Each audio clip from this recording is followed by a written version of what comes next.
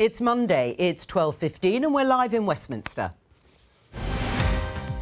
Tariff turmoil. European stock markets tumble again. I don't want anything to go down, but sometimes you have to take medicine to fix something. The Prime Minister says the government will step in to support affected industries, but is it enough? We're not pretending that this is a silver bullet. It's part of a puzzle that we need to get right over the coming years. Should these two Labour MPs have been blocked from entering Israel? Countries should be able to control their borders. What I think is shocking is that we have MPs in Labour who other countries will not allow through. I think that's very significant. Joining us today, Labour MP Chris Curtis, Shadow Scotland Secretary Andrew Bowie, economist and political commentator Faiza Shaheen, and former Conservative Special Advisor Lucy Harris. This is Politics Live.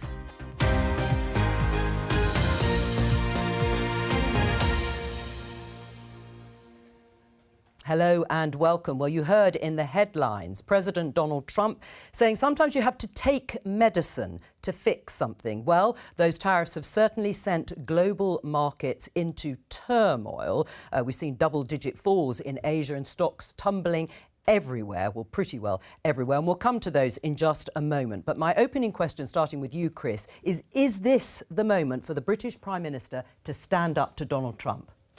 I don't think it's about standing up to Donald Trump. We're going to have to continue working with the US, even if, like I do, believing that tariffs are not good for the US, for the UK or for the global economy. We're going to have to work with Donald Trump and all of our allies. But I think what this is a moment to come out and say is, while there are some countries that are making it more difficult to do business, making it more difficult to do investment, here in the UK, we're going to actually make it easier to do so, whether that's looking at tariffs we can remove with other countries, whether that's looking at planning reform, whether that's looking at going further and faster on regulations to say that actually, while it's a difficult context, here in the UK, we're going to do whatever we can within our control to make it easier to do investment. Well, within your control, of course, is doing a lot of heavy lifting. That looks as if it's diminishing almost day by day. Do you think this is the moment for Keir Starmer to take a stronger, more robust stand against Donald Trump?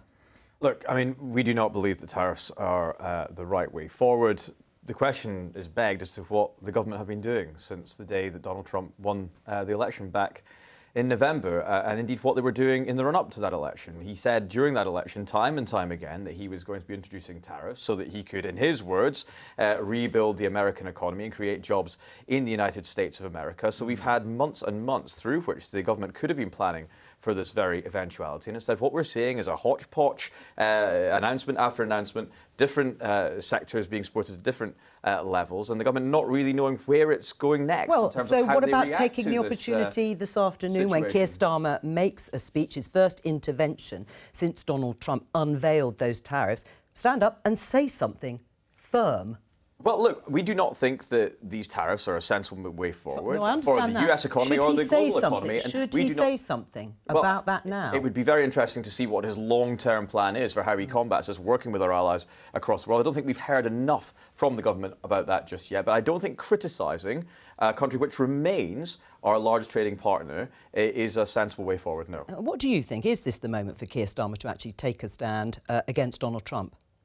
I think actually he should be focused far more on what the impact is for the UK and thinking about what we do with our other trade relationships. I actually do understand some of the reasons why there's a moment of like, well, let's wait and see a little bit. I mean, a huge fog has descended on the global economy. I mean, people saw this coming to some extent, but I think to this extent, people are really surprised. Lots of people are running to catch up to understand what this means. But I think that this is a moment where Keir Starmer needs to make a seismic shift in his own economic policies in terms of what he's doing here. I think much more focus on inequality. This whole thing has been pushed and started because there are not enough non-graduate jobs for people, industrial workers in the US. This is class war driving a trade war, right? And so he needs to be thinking much more about what is the social justice inequality elements of his policies in this country. And we'll discuss those in just a moment. But is this a moment for Keir Starmer when he stands up this afternoon and makes his speech to be more robust, perhaps a little bit more like Mark Carney in Canada or Anthony Albanese in Australia? I think it's a moment where we have to try and understand why this is happening. And I think a lot of people don't really understand why it's happening. And there was a really interesting article and explainer video by The Economist this weekend that was out. And they perceive it to be an attempt at reindustrialization of the US whilst keeping sort of economic dominance from the US as well. So they want to create a weaker US dollar in order to export more to the rest of the world whilst reindustrializing. And I think that's one of the main goals of Donald Trump. And I think if Keir Starmer wants to have a shot at making sure the UK has a good position, and we already do because of Brexit, we only have a 10% tariff rate rather than a 20% tariff rate, he should be waiting and biding his time to see what is going to materialise over the next few days. We do have to be honest, though. This argument that, tariffs can help you achieve reindustrialisation is just not true. A lot of those factories that build things, that manufacture things in the... No, sorry, I know it wasn't what you're saying. I just want to make sure that we do make this point clear. Yeah. Because they're not just exporting, they're importing as well. So you're whacking tariffs on the ingredients that those factories need in order to build. So why not say to Donald Trump, this is mad economic policy? I don't think it's helpful to go around and make those arguments. What's helpful is in the context that we're in, making decisions. But you have said that, haven't you, really? That is what you're both saying. I don't necessarily think it's mad economic policy. I actually think it's an interesting economic policy. They're in a very unique position, and I think this is one of the biggest significant changes we're going to see over the next 10 or 20 years from Donald Trump. He's trying to create the US dollar as a reserve currency, and as a reserve currency, it gives him a lot of economic power across the world. It's been a reserve currency. We're obviously not going to know whether or not it has worked for a few months and indeed years from now. But at the meantime, it's doing great damage to the global economy. And if you believe in free trade and open markets, as I absolutely do, this is not how I would have gone about the reindustrialisation or the creation of a better economy for the US or indeed his allies. Well, let's get some reaction from the city. Jane Foley is there from Rabobank. Jane, you were on the programme with me last week when President Trump announced the changes, those tariffs. How are the markets looking now? Well, this is a third day, really, of a sea in red across equity markets. And it's not just equity markets that are really feeling the pain here. So, for instance, if we look to commodities markets too, they really are in the red. Oil, for instance, a 4-year low. Now, of course, commodity markets get hit because the market is anticipating slower global growth, not just slower growth and the risks of recession perhaps in the US, but slower growth everywhere. The US, after all, is the world's largest economy. So commodity markets down. And whilst investors are just selling equities in all corners of the world, they're moving away from risky assets and into safe haven government bonds. So what you've seen is that the prices of government bonds are being pushed higher, and that means that the yields, the long-term interest rates, are down. Right. In terms of the scale, if you like, of the falls that we have seen this morning, can you give us a little bit of context to those? Absolutely huge. So, for instance, we're looking at the FTSE 100 back at levels that we haven't seen since the start of last year. If we look at just the day's moves, some of these large parts of these indices were down 5% again this morning. Some of them now around about 4% down. That's just a one-day view. So the moves that we've seen over the last 3 days or so in equity markets have taken away months and months of gains. So wiped off trillions of US dollars of people's wealth. And that's not just rich people, of course. It's generally pension funds as well. So a huge dislocation in asset markets. And right now, there's no sign that that relocation of assets has stopped yet. In the last few years, US equities, for instance, have been on a massive bull run as investors were betting that US growth was perhaps the only real growth on the global economy. Investors are now rethinking that. Will the US really get that investment flow that Donald Trump wants to rebuild the manufacturing sector in the US, or will potential investors sit on their hands, waiting perhaps for the next US election and the risk that he may not be back in power, or waiting perhaps for Congress to take some action? Right. I mean, Jane, on the basis of what you've just said, do you think the markets could eventually force Donald Trump in a way to change his approach? Well, I mean, right now, from Trump, we're having no indication that he will change. And of course, that's natural. Why would a policymaker make these big announcements and then indicate that he's going to move back just within a few days? I mean, clearly, what the markets want right now is the central banks to come in and cut interest rates. And that, of course, would promote growth. But the problem that the central banks have now, which perhaps they didn't at the start of the pandemic, is an inflationary backdrop. In the last few years, inflation has come down from its highs, but it is stickier, and that will be a constraint on central banks. Now, there is the possibility that Congress could force some of these policies or push laws that would force the president to undo some of these tariffs. But the question is, would Congress do that? Will the lawmakers do that? And right now, it doesn't appear that the pain is sufficient. Right, Jane Foley, thank you very much there from the City of London. Is it really worth trying to negotiate a few percentage points off the 10% tariff that's been levied on the UK? Of course it is. The lower tariffs are, the better it is for the UK and the better it is for the global economy. So it's worth negotiating that. Well, I don't think there's any harm in us trying. But we should also say that there are other things that this government can be, should be and will be doing in order to encourage growth in this economy, whether that's the changes to the planning system, which the OBR has already told us is going to be putting more money in people's pockets, whether that's getting our regulatory system right so they have more of a pro-growth mindset, whether that's looking at how we can use our pension funds to invest in the UK. We also need to be doing all of those policies here at home so we're more protected against a difficult economic global backlog. I mean, what about these negotiations? I mean, we look at China, they're hitting back with tariffs of the same sort of margin, Canada too, and possibly the EU.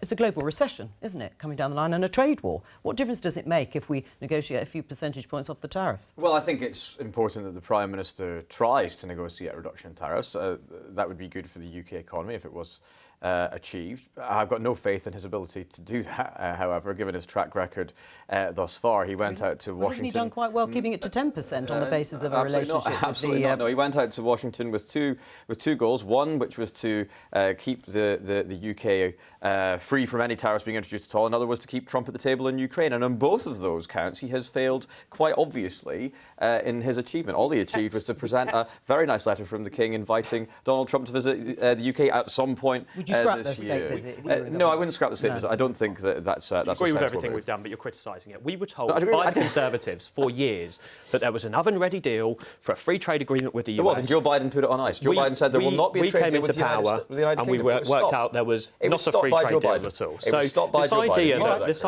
idea that the Labour government, by getting this 10% tariff, has done a difficult job, like you said, despite the fact that the Conservative government did absolutely nothing to ease free trade in the US or around the world in their 14 years in government, I think just shows a real failure on the Conservatives' part to really accept responsibility for the damage of your economic policy over the last 14 years. It was the Conservative Party that delivered Brexit, which is, as a result, means that we're only receiving a 10% tariff as opposed to the rest of the so it means that we're really, because of the awful Brexit deal, because of the difficult Brexit deal, the dreadful Brexit deal that you ended up negotiating, not only have we now got trade tariffs to the US, we're also finding it really difficult in order to trade. 20% tariffs. Something that your leader spent years you are going to have to let me finish a sentence. sentence. You're going to have to let somebody else speak. We've now got a situation where we've got trade tariffs with the US, and it's incredibly difficult to trade with the European Union. So we're being hit by both sides because of the awful Brexit deal that your party I'm going to leave. Hang on. Let me bring in Pfizer and Lucy. Listening to this, though, do you think there is a real chance that the government can negotiate down the tariffs of 10% in the first instance? And then talks of a free trade deal. It's not going to be a comprehensive free trade deal anyway, in the way many people understand, but some sort of deal with sectors might be on the table. I don't think we should kid ourselves about this, right? Even if you can, get the tariff down a little bit, what do we have to do in exchange? And this is the problem. What does the US want? The US wants our NHS. They want to open those markets in terms of their pharmaceuticals, and they want food. They want our agricultural products. They want Darren Jones yesterday, the Chief Secretary to the Treasury, said that wasn't on the table. Well, there you go. But that's actually what they want, and they're already pushing. They've already managed to get stuff on taxes on tech companies. So my fear is, actually, Trump is not going to, let's not be silly about this, Trump is not just going to give us a trade deal that's great for us and bad for them. He's going to do something that is better for them. And actually, I just want to say this on this, how the market is reacting. Yes.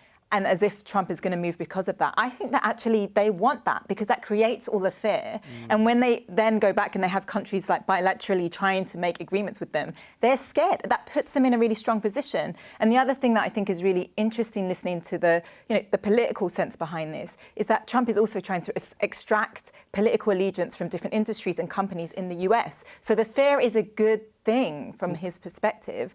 But, you know, I do want to come back to this point for us. I think we can get caught up in the trade deal. Yeah, and I don't think that is going to be we'll come back to us. the sort of economic reaction here and what might change. On the trade-offs, Lucy, do you agree with Pfizer that we'll have to give something and perhaps give something we're not very keen to do, whether it's on food standards, even if Darren Jones has said that's not on the table, on online safety, again, he says no, but...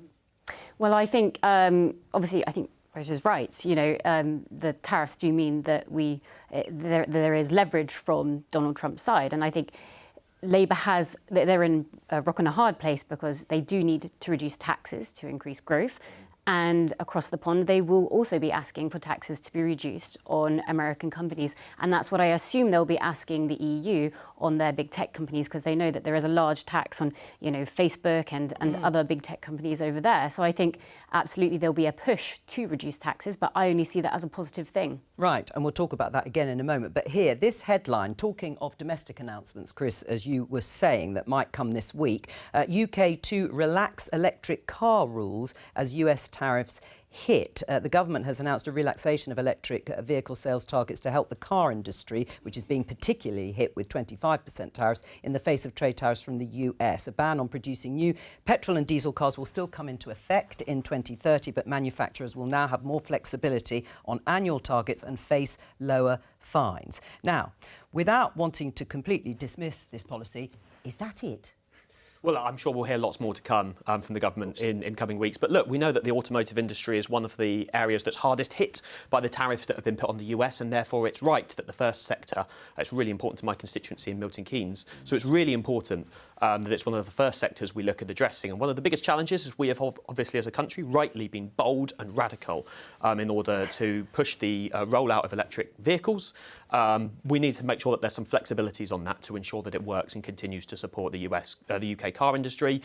Given the changes of the global context, we're adding some more of those flexibilities to ensure that the policy still works. Lucy? Yeah, so I think this was already in the pipeline. It's already in the pipeline in the EU. They know that they have to relax it because people just can't afford to change to EVs straight off the bat.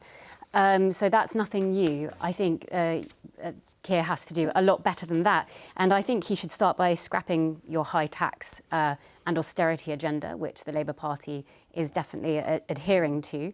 And I think you should revise and really concentrate on which tariffs that you would accept and would not accept, and which industries, and be honest with those industries in terms of a trade deal with the US. Let me just say, the biggest barrier to electric vehicle take-up is not cost. All of the research shows that it's charging infrastructure. So we're also hoping there'll be an announcement soon on the extra money that will help support people with charging infrastructure. On the point about, okay, we want to cut taxes and we want to stop and we want to, increase government spending. Those two things are not compatible. You can't do both of those things at the same time without borrowing billions and billions of pounds of money and causing the same crash, right? causing the same crash to the economy that Liz Truss caused. Of course, we need to push growth, and that's what this government is doing. Whether it's on the planning reforms, the regulatory I would like to talk changes. about the planning reforms actually, and I would like to talk about the planning reforms because that is an old EU directive which Keir has said that he'd get rid of, the nutrient neutrality rules, and yet they still haven't been got rid of. And I'm just wondering whether it's a political stance so they can maintain a level of EU law within our political system to make it easier to rejoin the EU in some capacity in the future. And I wonder whether Labour is going to have an opinion on that anytime soon. I don't think that we should be looking to join the European Union anytime soon. But look, I've made it perfectly clear, and I've in alignment with their laws that actually destruct UK And what would be wrong with that? I think it blocks... Joining a bloc that has and can stand up to Donald Trump? I think we can stand up to Donald Trump if we need to, because we are an individual country with sovereign rights, and that's what we can do. I think this is really naive. Like, the way trading works, I mean, it does help to have a bloc right next door to us that we have a good trading relationship if we have to, as is clear, turn away from the US. I do want to bring this back to people on the ground. Clear. Well, I mean, they want to grow their domestic industrial products more. So, there will be some realignment because they want to do more domestic production. But at the moment, they're not turning against Trump, are they? The government here? No, they're not. And this will come down to a question. And I don't think they will. I think that they will stick with the US for a while. And I think that's a mistake. But I would say, look, people out there right now, this is the context in which people are suffering. People's incomes don't go far enough. We're in the beginning of awful April, if they've termed it. Like, all the bills are going up. what does this mean? How is this government going to mitigate the impact on everyday people in terms of their spending power? And that is really important for the economy and for growth. Well, Keir Starmer is going to stand up this afternoon and say the world has changed. It's changed fundamentally. Well, get rid of the fiscal rule then. Like, think about the wealth tax. Think about doing something really fundamentally different. Absolutely, Or if they're going to be Reverse radical on electric vehicles, scrap the 2030 mandate in its entirety. The announcement this morning was, it was so unambitious. It was so I was going to say, is it just read the new Tory policy? It was so unambitious. No, but you sat there and said this is bold and it's ambitious, and it absolutely was anything but. For the vast majority of manufacturers and people, the ZEV mandate will remain 2030. There are a few exclusions which are being extended to 2035. Would you advocate those scrapping? Would you advocate scrapping the 2030 target? I think we need to look at the fact that the world has changed right now. The fact is that people are not buying electric vehicles in the numbers that they need to be to meet the targets that were set by previous governments, including this one. We extended the mandate to 2035 for good reason. That was brought back to 2035. So you are rewriting Tory policy here, which may be the right thing to do. Well, we extended the mandate to 2035. It's this government that's brought it back to 2030. So actually, we're just sticking to what our manifesto commitment was back last July. But it's absurd to think that this is a bold and ambitious plan that's going to counter the tariffs being imposed by Donald Trump, because it absolutely will not, and it will do nothing to support the automotive industry in this country, which is really struggling because of imposed and arbitrary targets and mandates imposed by this government, who are putting ideology in front of the national interest, as they have done since they walked through the door in July. Let him finish. I assume we do believe in the concept of targets and don't believe them to be arbitrary, because whatever the date was that the previous government set, you always had them, right? So there is always a number. And the reason why we had those dates is because we thought it was very important for British industrial strategy to support the deployment of electric vehicles, because it then pushes that investment. And the car industry was calling for those kind of targets. But Chris, we need flexibility. If you step back and answer the question about if the world has changed, as Keir Starmer has said, and you've heard what everyone has said round the table, is this just tinkering round the edges? Let's start with what Faiza Shaheen said. You need to change the fiscal rules. You need to bust those. You need to borrow more. Or you need to cut taxes. You need to reverse the increases in NIC contributions. Right. That would be more radical. So, I mean, we're asking for tax rises and tax cuts at the same time here, which I think shows different people are asking for different things. Look, let's take the fiscal rules. Because of basically 17 years of the economy not growing, we now have debt to GDP ratio that's over 100%. This idea that we can just keep borrowing and borrowing and borrowing forever and not face any consequences is rubbish. We need to make sure that we get the economy growing. That's the way out of this. On the wealth taxes, look, we have increased. We're not cutting. We're increasing government spending over the course of this Parliament. And when it comes to wealth taxes, look, the reason we're able to increase spending over the course of this Parliament is because we have asked those at the very top, including the very wealthiest, to pay a bit more in tax because of the changes to capital gains tax, because of the changes to the non-dom tax status. And that's right. But we ask those right at the top to contribute, because we know that it's the only way to be able to get the growth back into our economy and to ensure that that's taken out we quite can a lot of continue policies that you've done, including, asking businesses to put in an increase in the NIC. I mean, that's, if you're trying to create jobs and get more young people in work, for instance, that runs counter to that.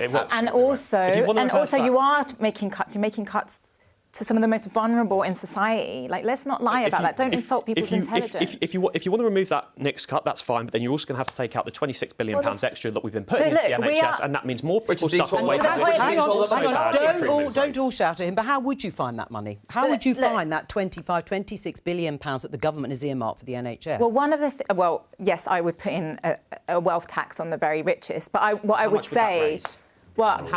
they're saying the estimates are around 24 billion. But what I would say is, in this moment when the world has changed, when we can't just carry on as we are, right? This is a moment in which you do need to start thinking about fiscal stimulus. We don't know how long this is going to last. We can't be in a situation where, GDP is falling and we're in a recession. There's always a reaction to that. And there's always an opportunity to say, we have to, in this moment, for instance, introduce a wealth tax on the richest. We have to have a new solidarity tax. We saw it happen in different countries, and I was working with them. Like Uruguay introduced a solidarity tax during COVID, and it was really a good thing to do, and people understood that they had to pay more in that moment. Now, people on income taxes can't rise anymore. People are on the edge. So you have to look in other places. And so this is a moment to be bold, and the only way in which we're going to get the domestic consumption up, because that's what we're going to have to rely on, is to spend more money. Now, I understand that we have high, historically high GDP to debt ratios, but we cannot, we've got no room to manoeuvre. Well, on the wealth tax, ultimately it's going to raise probably not very much money if we do try to implement one, and the impact on growth is almost certainly going to outweigh any impact. We have tried to do some taxes on increase those who are the very wealthiest in ways that won't impact growth, and that's why we're able to put more money into our public services, including our NHS, as a consequence. But look, this idea, just generally, changes to the fiscal rules, wealth taxes, whatever it is Andrew's suggesting, the idea that there's some, Neither of those two. some magic fairies at the bottom of the garden that can just gain lots and lots of extra money and mean that this country can avoid difficult decisions. All right. It's not true. All right, well, it's just not true. Let me We're come in up a with another difficult idea. economic global context, and that is going to mean hard decisions. But it's also going to mean pushing forward on the many pro-growth measures, including planning reform, which the OBR has said is going to put more money into the pockets of working people in this country by the end of the Parliament. Well, hang on. So Lucy blocked it last time when we tried to get the neutrality laws through via Michael Gove when he was last in. So you blocked it. I mean, well, hang on. I can go into that if you want to go into that.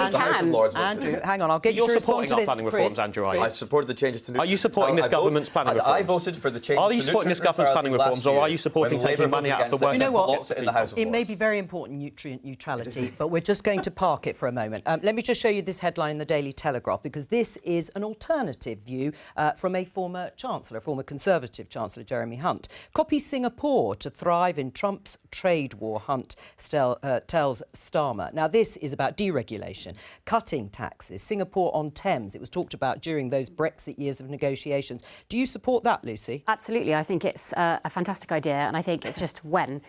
Because we need to see what the US is going to ask for in return to lowering all of our tariffs. But I think it's exactly what we need. It's exactly what we voted for Brexit for. It's something that I think would benefit this country economically. But I also think there is a conversation to be had, which we have yet to have in this country or globally. And it's about the morals behind globalism, and it's about how we deal locally with the concept of globalism and how we look at it philosophically. So I think that's going to be a conversation that comes up if we do decide to go down that route. And I think every political party should have a reasonable response to that. And what's your reasonable response to that? Singapore on Thames, deregulate, cut taxes, all the things the Conservatives did not do. Well, I mean, look, there are many things that I think in hindsight we wish we had done, but we were buffeted by event after event, and I think it's very difficult now, looking back, to think when we would have had the opportunity to have implemented a plan like Jeremy Hunt is advocating for right now. I do agree. Is that because there were global headwinds as there are now? I do agree. I do agree with them. Yeah, there are global headwinds, but there are headwinds created in the economy domestically as a direct result of the decisions that have been taken by Labour since they got in.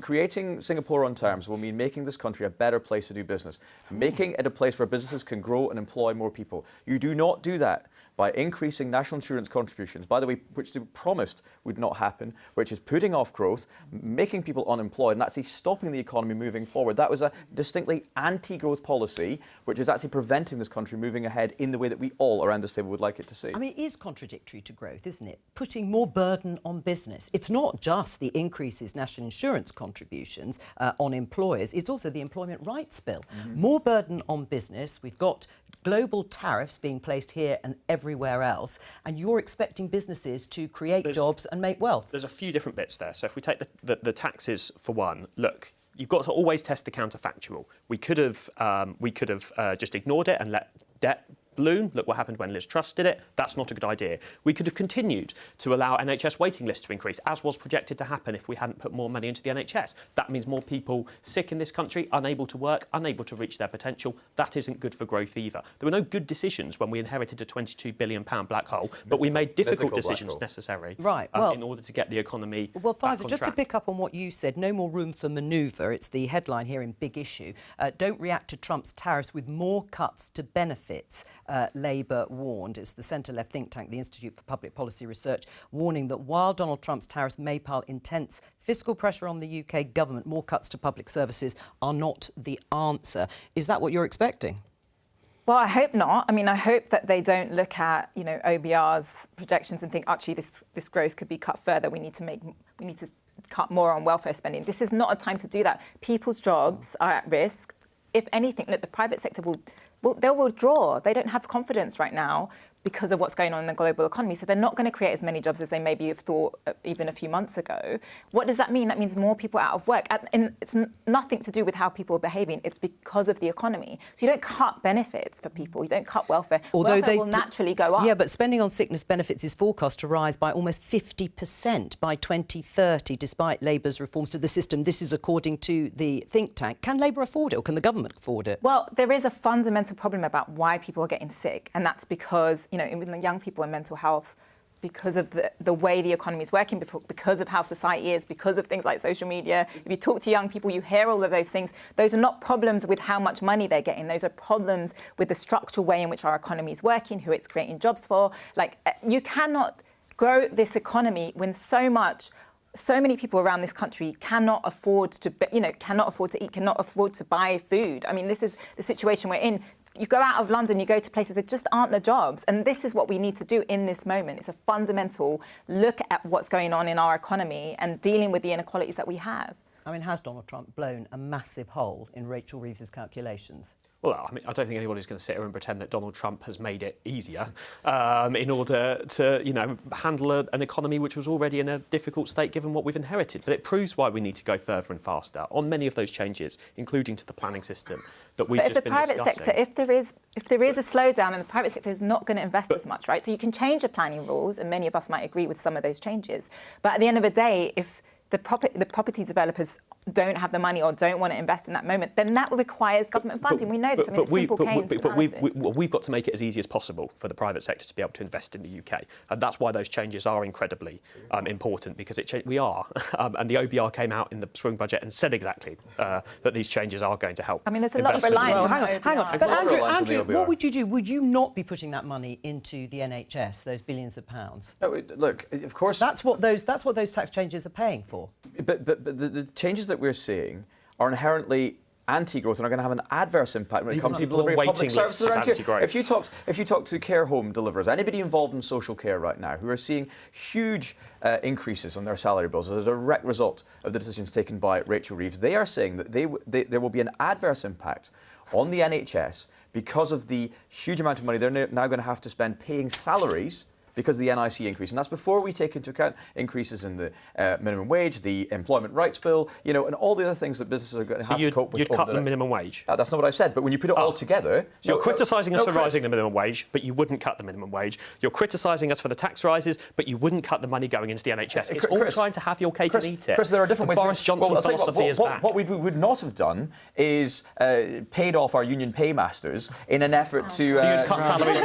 You'd cut salaries for nurses. You'd cut salaries for nurses. No, Chris, you'd cut salaries for doctors. Absurd. What we would do is ensure that this country... What we would do is ensure that this country could grow by stimulating businesses to grow and employ people and move the economy forward. When we left this country, talks about the inheritance we had the fastest growing economy in the G7. As a result of decisions taken by Rachel Reeves, not because of international headwinds, as a direct result. Right. And it is true, as a direct result of decisions taken by Rachel Reeves, growth is projected to halve. And that was before the recent us for paying nurses more. I'm not saying you'd cut the wages of nurses. Having your cake and eating it, the new Conservative policy. Lucy, would you be in favour of taking more money out of welfare as a way to make savings? More than the $5 billion that's been earmarked? Well, I think it's one of those situations where we do have a ballooning budget. We do have an incredibly difficult... Rachel Reeves' headroom was only $9 billion. So that's not, in the sort of grand scheme of things, of trillions worth of debt down the line, I don't think it's very big at all. What would I do? I think everything needs to have a look at. I'm not a politician. But if I were, I think we're looking at this way too myopically. I think we have to take a step back. We live in a globalised world. We live in a globalised society.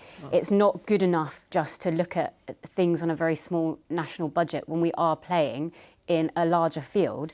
If the US is looking to reindustrialise and become the reserve currency, then what does that mean in context of the UK? And how do we prepare ourselves if we can reindustrialise? How do we then manage our budgets in consideration to that? Well, what do you think of this as another idea? It may be myopic, as you say, but the Financial Times UK to scrap or merge more quangos in anti-regulation drive. Now, we've heard some big announcements about the abolition of NHS England, which is the structure that supports the NHS from an administrative point of view.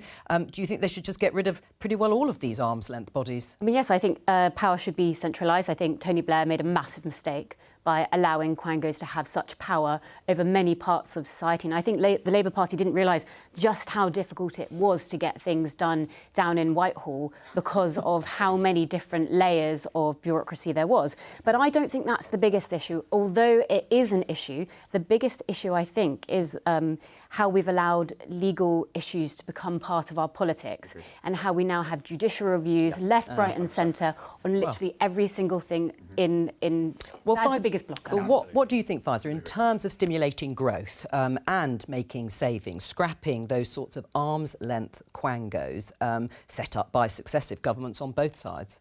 Yeah, I mean, there's no doubt some inefficiencies there and some savings, but it's going to be small compared to the sorts of numbers that Rachel Reeves throws around. And again, you know, we're sort of having this conversation of what Tories could have done in the past, and absolutely there's no doubt that we went into this in a bad state. But we've actually had a long-term problem in this country with economic weakness, and that comes down to the fact that we have these huge regional inequalities. I keep saying it.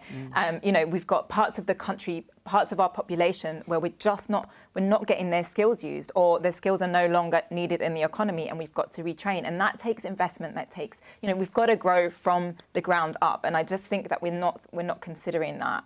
And we're talking in theoretical terms. We need to make people's lives better. But would you then want more decentralisation? I mean, or is this a moment where central government takes control of all the levers it possibly can? I'm very nervous about central government taking hold of that, because honestly, people in London, and I'm a Londoner and I say this, don't have a clue often about what's going on in different parts of the country and the severity of how difficult things are. And so you do need to work with local councils and people that actually understand what the problems are. Is that going to solve anything, everything? Oh, I'm a massive quangos? Devolution optimist. Oh, sorry, quangos. Yeah, I thought you were asking about the well, no, but Pfizer's starting point. with the quangos, getting rid of them all, is that going to be a silver bullet to get growth? Yeah, I mean, I don't want to come back to the planning system again, but because it's the bit I know the best, the policy area I know the best. Like, you can see many examples where there are too many veto players within the planning system, and if one of them opposes a project for whatever reason, they are quangos, which is why it's relevant, then it can stop projects happening. So decreasing the number of veto players. That's going to take years, right? So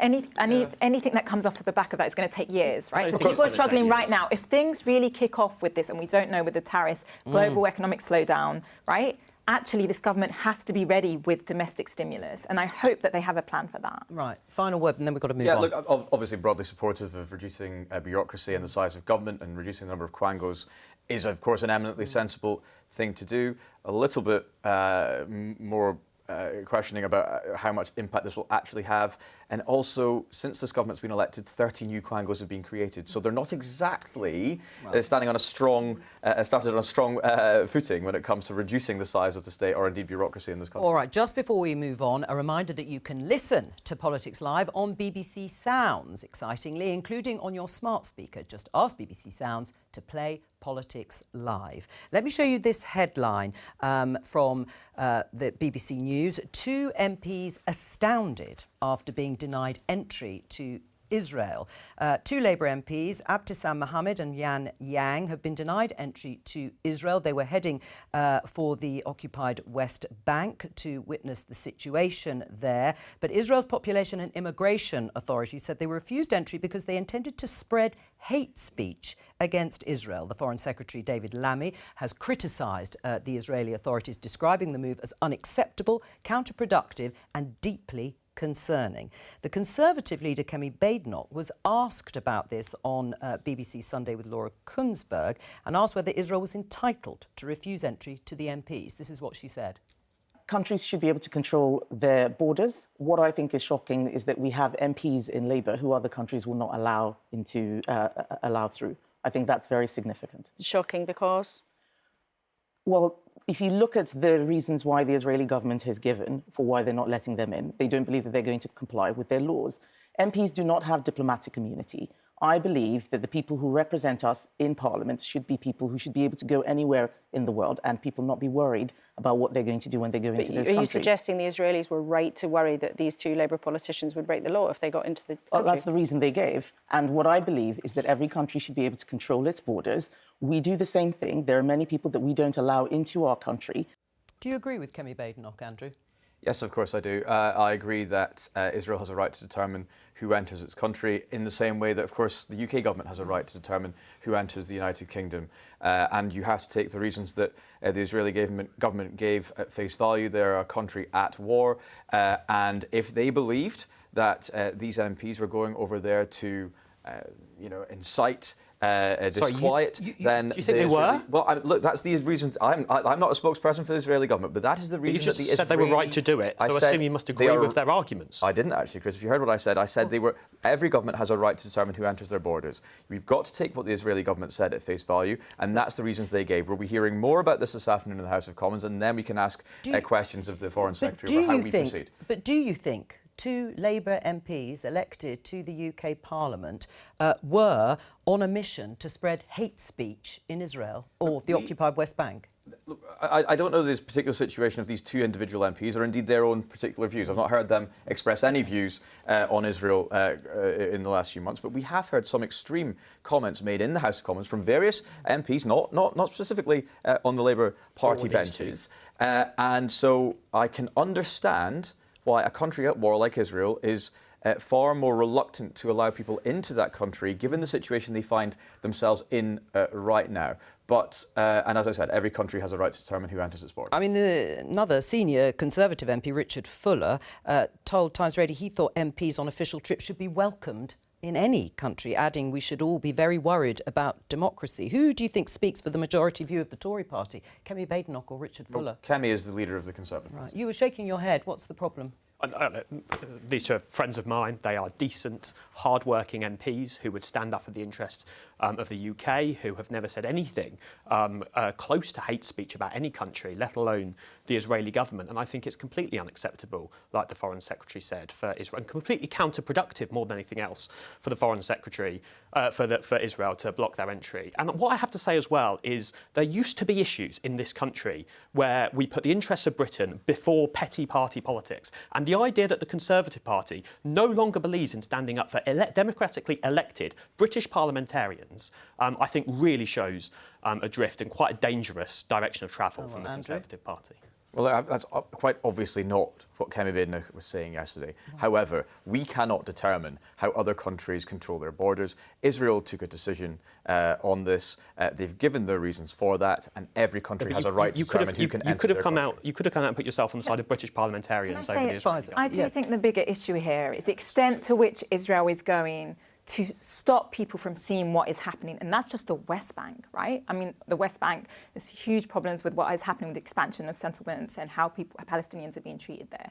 But they are blocking Labour MPs from going there, Labour MPs that they see to potentially being able to come back and say, this is not right. And that should worry us because that's the West Bank. Think about what's happening in Gaza right now and Israel breaking the ceasefire and the number of people being killed.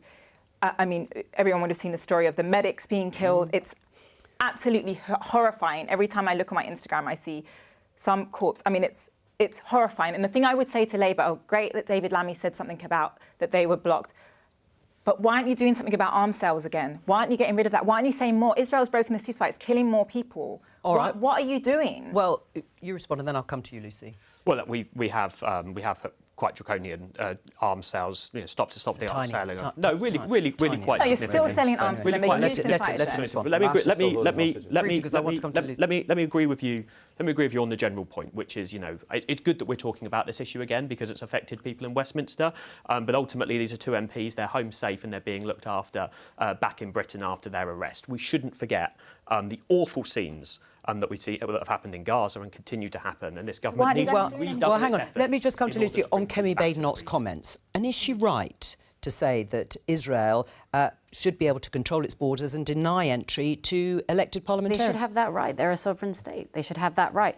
But I'd also like to suggest that, these MPs were not diplomats. They're constituency MPs. They should be in their constituency, focusing on their constituents.